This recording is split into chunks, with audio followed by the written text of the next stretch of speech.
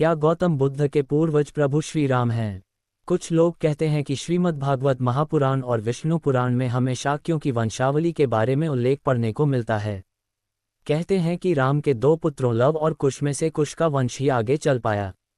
कुश के वंश में ही आगे चलकर शल्य हुए, जो कि कुश की 50वीं पीढ़ी में महाभारत काल में उपस्थित थे।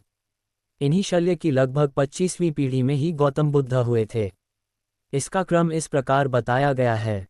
शल्य के बाद बहत्क्षय, उरुक्षय, वत्सद्रोह, प्रतिव्योम, दिवाकर, सहदेव, ध्रुवाश्च, भानुर्त, प्रतीताश्व, सुप्रतीप, मरुदेव, सुनक्षत्र, किन्नराश्रव, अंतरिक्ष, सुषेण, सुमित्र, बृहद्रज, धर्म, कृतजय, व्रात, रणजय, संजय, शाक्य, शुद्धोधन और फिर सिद्धार्थ हुए, जो आगे चलकर गौतम बुद्ध कहलाए। इन्हीं सिद्धार्थ के पुत्र राहुल थे। राहुल को कहीं कहीं लांगल लिखा गया है। राहुल के बाद प्रसेनजित, क्षुद्रक, कुलक, सुर्त, सुमित्र हुए। इस तरह का उल्लेख शाक्यवंशी समाज की पुस्तकों में मिलता है। शाक्यवार समाज भी ऐसा ही मानता है।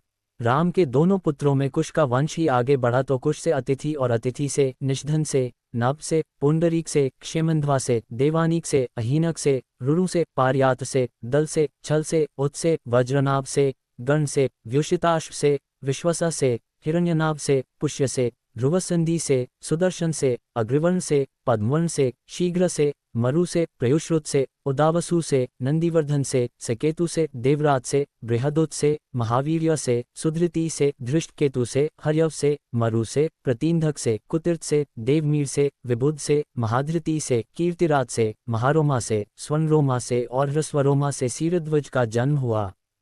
कुश वंश के राजा सीरध्वज को सीता नाम की एक पुत्री हुई।